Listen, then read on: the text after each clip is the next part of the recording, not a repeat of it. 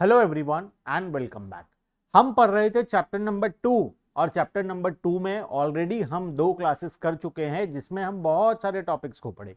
हम CBSE class 12th का macro economics पढ़ रहे थे और मैक्रो इकोनॉमिक्स में हमारा चैप्टर 1 ऑलरेडी कंप्लीट हो गया था। चैप्टर 2 का हम 2 क्लासेस कर चुके हैं। क्या क्या टॉपिक्स पढ़े थे एक बार फटाफट से देख लेते हैं, फिर आगे चलेंगे। सबसे पहले हम पढ़े थे what is a domestic territory. Domestic territory क्या होता है। उसके बाद हम पढ़े डोमेस्टिक टेरिटरी के बाद हम लोग पढ़े कि हमारा नॉर्मल रेसिडेंट कौन होता है, who is a normal resident. ठीक है। उसके बाद जो नेक्स्ट टॉपिक हम लोग पढ़े थे सिटीजनशिप वर्सेस रेसिडेंटशिप। सिटीजन कौन होता है और रेसिडेंट कौन होता है उसके बारे में पढ़े थे। ठीक है।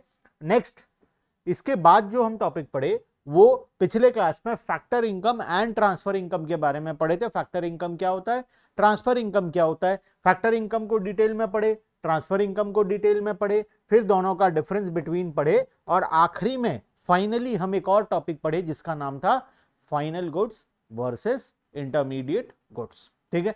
अब ये टॉपिक हम पढ़ रहे थे, हमारा पूरा कंप्लीट नहीं हुआ था। हम समझ लिए थे फाइनल गुड्स क्या होता है और इंटरमीडिएट गुड्स क्या होता है। आज हम उसके आगे चलेंगे, कुछ एग्जांपल्स को भी सॉल्व करेंगे, कुछ हम लोग डिफरेंस बिटवीन को भी देखेंगे। ठीक है। सबसे पहला एक बार रिवाइज कर लेते हैं final goods and intermediate goods को, फिर आगे चलेंगे। पिछला टॉपिक सर रिवाइज कब करेंगे, वो वन शॉट वीडियोस आएगा अलग से। ठीक है। वन शॉट वीडियो में पूरा चैप्टर को हम अलग से रिवाइज करेंगे। अभी फिलहाल के लिए हम मानकर चलते हैं कि अभी तुम लोग पिछला क्लासेस कर लिए हो और अभी हम पिछला क्लास का एक आखिरी टॉपिक को रिवाइज करेंगे और आगे चलेंगे। सबसे पहला what do you mean by final goods and intermediate goods. Final goods वो गुड्स होता है जो हम आइदर यूज्ड फॉर कंजम्पशन, जिसको हम कंजम्पशन के लिए यूज करते हैं या फिर इन्वेस्टमेंट के लिए यूज करते हैं। अगर हम कंजम्पशन करेंगे या इन्वेस्टमेंट करेंगे तो वो फाइनल गुड्स होगा। अगर हम रीसेल करेंगे आइदर यूज्ड फॉर रीसेल और फॉर फर्दर ट्रांसफॉर्मेशन तो वो क्या बनेगा, इंटरमीडिएट बनेगा। इंटरमीडिएट के डेफिनेशन में दिया है, यहां पर लिखा है कि तुम या तो कंजम्पशन कर लो या तो इन्वेस्टमेंट कर लो। तुम क्या नहीं कर सकते, तुम रीसेल नहीं कर सकते और तुम फर्दर ट्रांसफॉर्मेशन में भी यूज नहीं कर सकते। ये हम पिछले क्लास में फाइनल गुड्स का डेफिनेशन पढ़े थे। फिर आया इंटरमीडिएट गुड्स। इंटरमीडिएट गुड्स का डेफिनेशन क्या बोलता है कि तुम या तो फर्दर प्रोडक्शन में यूज कर लो या तो रीसेल कर लो। अगर बेच दोगे तो काम चलेगा, कोई दिक्कत नहीं है, या फिर फर्दर प्रोडक्शन में तुम उसको यूज करोगे। दोनों में से कोई एक काम तुम्हें करना पड़ेगा। ठीक है। चलो, तो ये हो गया फाइनल एंड इंटरमीडिएट गुड्स। अब आते हैं प्रोडक्शन बाउंड्री, एक बहुत ही इंपॉर्टेंट टॉपिक। अब ये प्रोडक्शन बाउंड्री क्या होता है, यहां पर एक एग्जांपल है मेरे पास, ध्यान से पढ़ना एग्जांपल को। ठीक है। एग्जांपल क्या बोलता है, हाँ, प्रोडक्शन बाउंड्री को ध्यान से देखो, इस डायग्राम को देखो ध्यान से। सबसे पहला, a farmer A produces cotton worth 2000 and sells it to B. A क्या करता है, कॉटन किसको बेच देता है, बी को। कितने का, 2000 रुपए का। ठीक है। अब B produces thread worth 3000 and sell it to B. B C को बेच देता है इस कॉटन का थ्रेड बनाकर। कितने का, सी क्या करता है, डी को बेच देता है इसका कपड़ा बनाकर, और डी क्या करता है, फाइनल कस्टमर को बेच देता है इसका, इसको 5000 में बेच देता है और ये इसको 8000 में बेच देता है। तुम बताओ मुझे, यहां पर A B C and D जो है, A B C and D, ये क्या कर रहे हैं, ये बिजनेस कर रहे हैं। ये आइदर गुड्स को रीसेलिंग के लिए खरीद रहे हैं या फिर फर्दर प्रोडक्शन के लिए खरीद रहे हैं। लेकिन जो ये हमारा कस्टमर है, ये क्यों खरीदा, ये कपड़ा इसलिए खरीदा ताकि ये इसको यूज कर पाए, वो कंज्यूम कर पाए।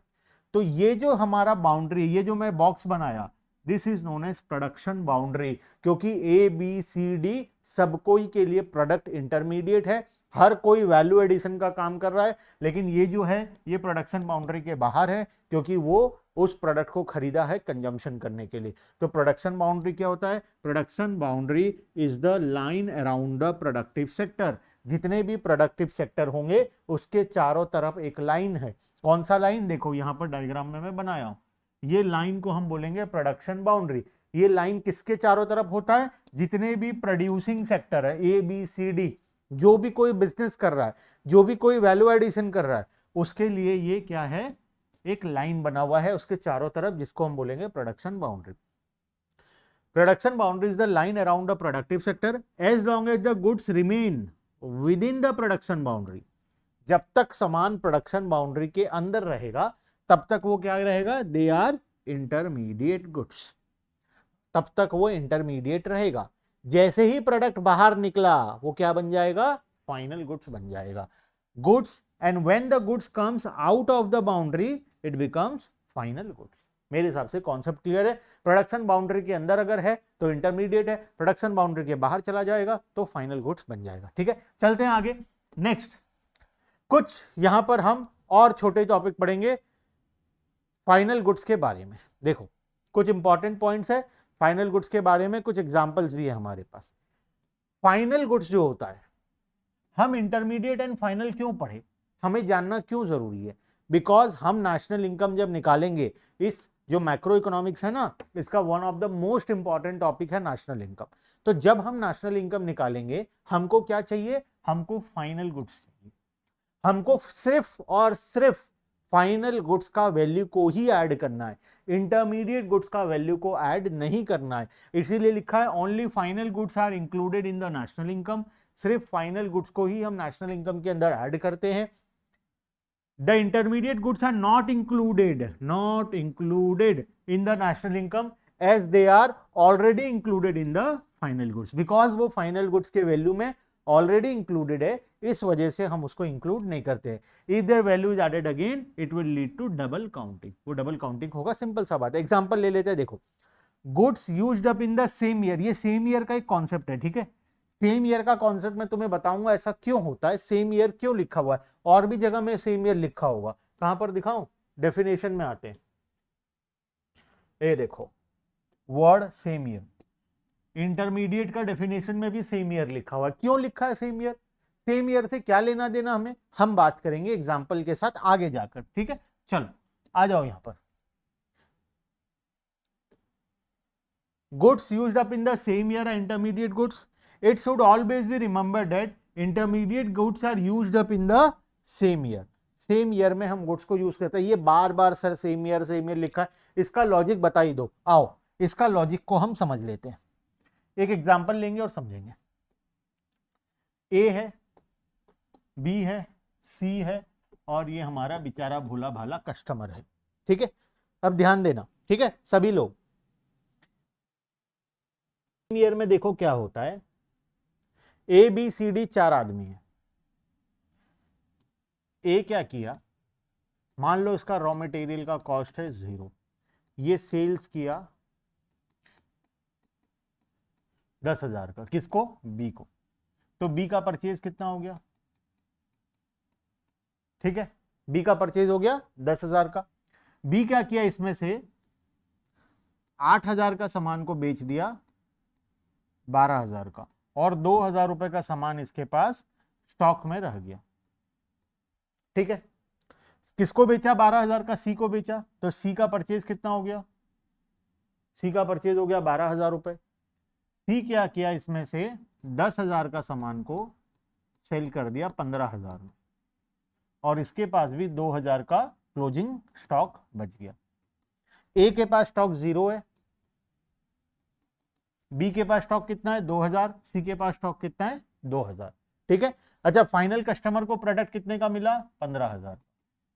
अगर मैं सिर्फ फाइनल गुड्स को ले लो, चलो एक काम करते हैं, वैल्यू एडिशन निकालते हैं। ठीक है, सभी का वैल्यू एडिशन को निकालते हैं।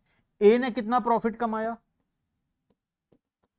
0 उसका परचेज हो गया, 10,000 का सेल, तो 10,000 का प्रॉफिट ए कमा लिया।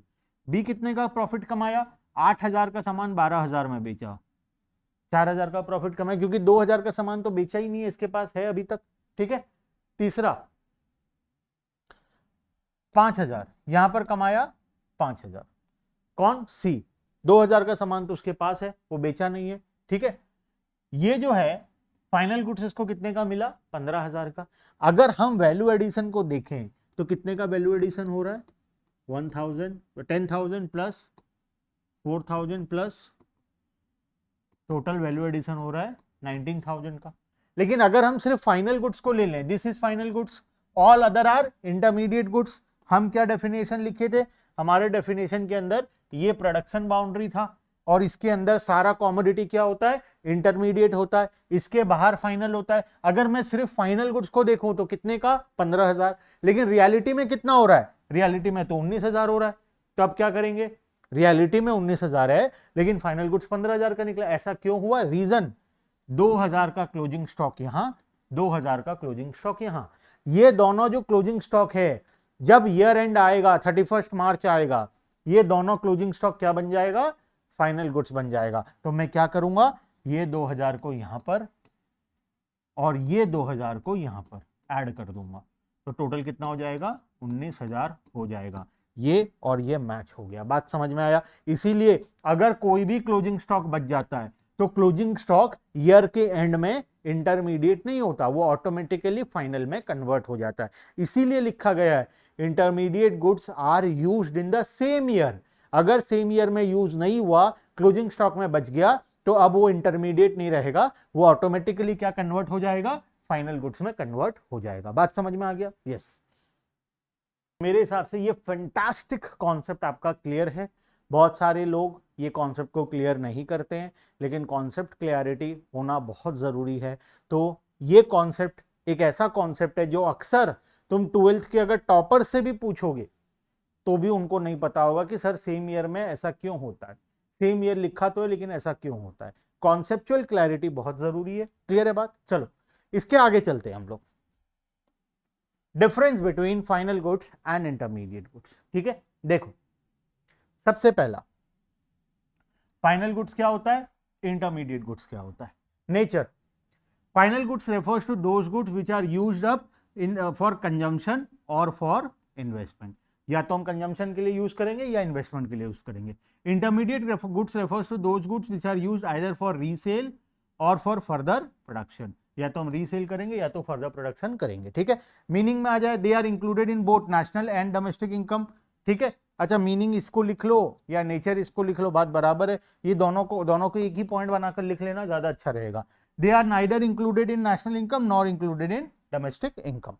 वैल्यू एडिशन, कौन कितना वैल्यू एडिशन करता है। They are ready for used by their firm users by final user, no value addition. और कोई फर्दर वैल्यू एडिशन नहीं होगा, क्योंकि जब वैल्यू एडिशन खत्म होता है तब तो जाकर एक गुड्स फाइनल गुड्स बनता है ना। इंटरमीडिएट गुड्स में अभी वैल्यू एडिशन बाकी है, इसीलिए वो इंटरमीडिएट गुड्स है। ठीक है, तो इसमें they are ready for use by their final user, final user इसको यूज करना बाकी है। No value has to be added to the final goods, अब और कोई वैल्यू एडिशन नहीं होगा। लेकिन इंटरमीडिएट गुड्स में अभी वैल्यू एडिशन बाकी है, अभी होगा। They are not ready for use, that is some value has to be added to the intermediate goods. चलो, तो ये डिफरेंस हो गया। और कुछ डिफरेंस बिटवीन बाकी है अभी दो ठो। प्रोडक्शन बाउंड्री, बताओ फाइनल गुड्स कहां होता है, प्रोडक्शन बाउंड्री के बाहर होता है। इंटरमीडिएट गुड्स प्रोडक्शन बाउंड्री के अंदर होता है। They have crossed the production boundary, they are still within the production boundary. Example, milk purchased by a household for consumption, car purchased as a investment. वहीं पर milk used in a dairy shop for resale, मिठाई वाला कोई milk use कर रहा है मिठाई बनाने के लिए। Coal use in a factory for further production etcetera, ये सब इंटरमीडिएट गुड्स होता है। चले आगे, यहां तक कॉन्सेप्ट क्लियर है। चलो कुछ एग्जांपल्स है मेरे पास, अब तुम्हें बताना है इसमें से कौन सा फाइनल होगा कौन सा इंटरमीडिएट होगा। आज के लिए ये हमारा आखिरी टॉपिक होगा। ठीक है, चलो फटाफट से कर लेते हैं क्या फाइनल है क्या इंटरमीडिएट है, फिर हम आज के क्लास को कंप्लीट करेंगे। सबसे पहला, paper purchased by a publisher. बताओ, अगर एक पब्लिशर किसी पेपर को परचेज कर रहा है, क्यों परचेज करेगा पब्लिशर, बताओ। पब्लिशर किसी पेपर को परचेज करेगा ताकि वो उसको यूज करे बुक बनाने के लिए, बुक को पब्लिश करने के लिए, तो ये क्या होगा, इंटरमीडिएट गुड्स। ठीक है, furniture purchase by school, school के लिए फर्नीचर क्या है, क्या स्कूल फर्नीचर बेचता है, नहीं। क्या वो बच्चों को पढ़ाता है तो फर्नीचर गायब हो जाता है, खत्म हो जाता है, नहीं। फर्नीचर स्कूल के लिए इन्वेस्टमेंट है, और कोई भी गुड्स जब इन्वेस्टमेंट होता है तो वो होता है फाइनल गुड्स, तो ये बनेगा हमारा फाइनल गुड्स। ठीक है, milk purchase by house hold, house hold milk को क्यों खरीदेगा, कंजम्पशन करने के लिए, तो ये हो गया final. Purchase of rice by grocery shop, grocery shop वाला क्यों खरीदेगा राइस? बेचने के लिए खरीदेगा। तो रीसेल के लिए जब हम खरीदते हैं तो वो क्या होता है? Intermediate. Coal used by manufacturing firm, manufacturing firm coal क्यों यूज करता है? ताकि कोल को यूज करके इलेक्ट्रिसिटी जनरेट करे, हीट एनर्जी जनरेट करे, उससे कोई प्रोडक्शन होगा। अच्छा, कोल जब यूज होगा, कोल तो खत्म हो जाएगा, कोल तो बार बार यूज नहीं हो सकता, एक कोल एक ही बार यूज होगा, तो वो फर्दर प्रोडक्शन में कंज्यूम हो जाता है कोल, इस वजह से ये क्या बनेगा? Intermediate. Computer installed in office, किसी ऑफिस में अगर कंप्यूटर इंस्टॉल्ड है तो वो उनके लिए क्या है? Final. Coal use by consumer household, अगर घर में हम का कोल यूज कर रहे हैं तो हमारे लिए क्या होगा? ये फाइनल।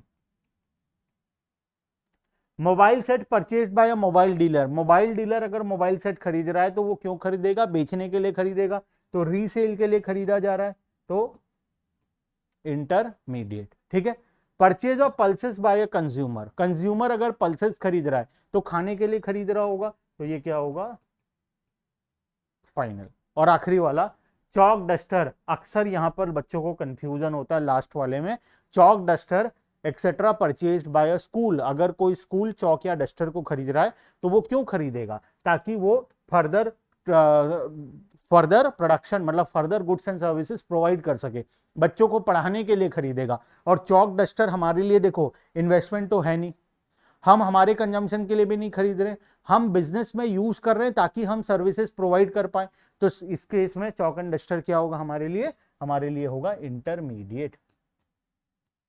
बहुत जन को लगता है कि सर ये तो फाइनल होना चाहिए, ये तो फाइनल क्योंकि ये फाइनल कंजम्पशन हो जाता है, नहीं, ये इंटरमीडिएट होगा, ताकि ये चौक डस्टर यूज होता है फर्दर प्रोडक्शन ऑफ सर्विसेज में, तो इसीलिए ये बनेगा इंटरमीडिएट। क्लियर है बात? तो ये 10 क्वेश्चन एक बार कर लेना फटाफट से, तुम्हारा काम हो जाएगा। ठीक है, चलो आज यहां पर हम हमारे टॉपिक को एंड करते हैं, नेक्स्ट क्लास में आगे के नए टॉपिक्स को हम लोग कंटिन्यू करेंगे। ठीक है, bye bye everyone and thank you.